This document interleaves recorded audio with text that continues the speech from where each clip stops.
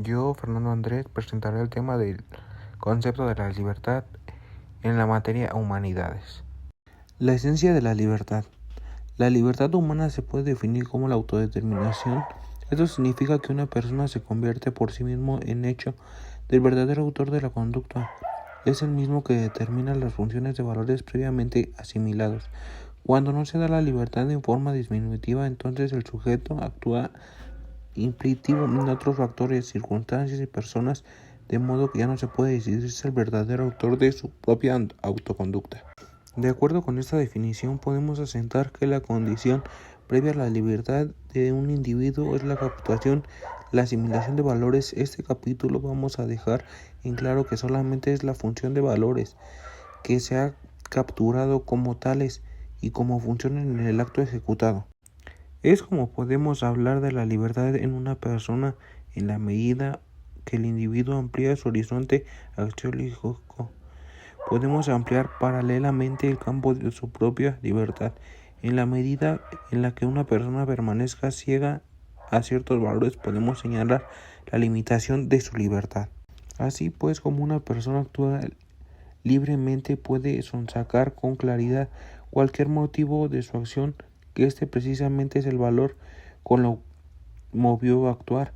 Los valores actúan como móviles o motivaciones internas para la conducta humana. Los valores tienen una especie imán o atractivo, especialmente para todo ser humano. Se abren las compresiones. Estamos hablando por todo supuesto de nuestro valor, asimilados y comprendidos como tales de valor impuestos por la fuerza. El papel del Ecuador impone valores y propone develar a los conscientes calidad de la valiosa. Con frecuencia la libertad humana ha sido mal interpretada por algunas personas. La libertad consiste en la capacidad de hacer lo que se te pegue la gana, o arbitrariedad o ausencia de responsabilidades o la acumulación de poder, etc. En realidad, la libertad humana depende de ti y de lo que te sientas capaz de hacer. En esta foto se representa cómo tú puedes ser el que tome las decisiones de tus propios actos y hacerte valer por ti mismo sobre todas las cosas que ocurran al tomar la decisión. La libertad que se ejerce en la función de valores. El tipo de libertad que nos interesa está íntimamente relacionado con los valores. En este capítulo estudiaremos algunas relaciones entre la libertad y el terreno axiológico. En primer lugar, analizaremos la libertad humana en cuanto fundamentada en el valor. No sé si se da una previa captación de algún valor. No hay propiamente libertad. Ser libre no es fácil, pero la libertad igual no es el amor. Ha sufrido un proceso de degradación que es necesaria detectar. Bastante declararse libre para hacerlo efectivamente.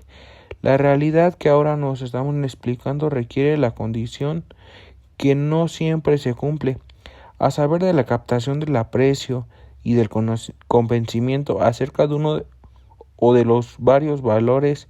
La libertad que ejerce entonces en función de esos valores captados, el hombre elige cuál realizar, valor o rechazarlo. La libertad no existe cuando una persona es ciega para los valores. Actuar libremente significa inclinarse a adoptar, realizar un valor individuo. Su conducta va a estar orientada ya que por los valores, sino por los instintos, los reflejos, los acondicionamientos, hábitos, indignaciones surgidas del inconsciente, presiones, caternas, etc. Ya estudiaremos más adelante lo que sucede por la moralidad de un individuo afectado por estos factores mencionados.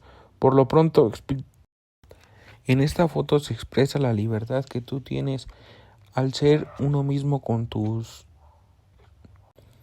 valores, al elegir afrontarlo o rechazarlo. La introducción a la ética. La libertad humana, cierto, pero no tenemos actos ejecutados por el hombre. Son libres, ni entre ellos son actos libres. Tienen todo el mismo grado de libertad. En efecto, solo unos cuantos actos durante pueden llevarse a verdaderamente libres.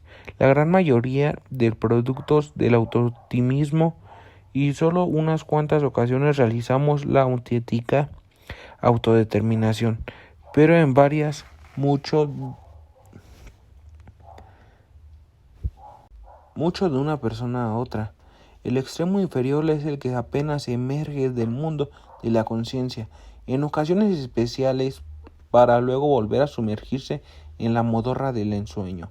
La fantasía, el proyecto fácil, la envidia y el resentimiento, mientras externamente todo el movimiento se encarga en una especie de piloto automático que los lleva al trabajo, a su casa, la diversión, la conversación con el amigo. Termina el día y corriente ordinaria de la vida ha arrastrado consigo un bulto llamado hombre. En el extremo superior podemos detectar casos como personas que actúan de un nivel de conciencia muy claro, manejar sus propios mecanismos automáticos. Pueden modificar los roces utilizados en la vida de una manera consciente, se responsabilizan de sus emociones y sus pasiones, se hacen cargo de la propia conducta y de sus consecuencias, toman interioridad en esas personas, son libres en un grado superior. Además, utilizan su libertad en un sentido correcto. La libertad del hombre no es limitada, pero puede conquistarse e incrementarse a partir del nivel de desarrollo y madurez propio de cada uno. Afortunadamente existen procedimientos psicológicos que fomentan ese gradual crecimiento de la libertad personal. La clave de la eficacia en estos métodos consiste que no niegan la necesidad del autocompatismo y los roles en la vida de cada uno, sino deslindan con toda claridad la situación de la persona y el papel adyacente de los roles. El automatismo que normalmente afecta a los diversos extractos del ser humano, la libertad consiste en que la persona pueda manejar esos roles y automatismos conforme a sus propios criterios. Y bueno, esto fue todo de mi parte. Gracias por su atención. Su compañero Fernando Andrés Nava Figueroa. Buenas noches.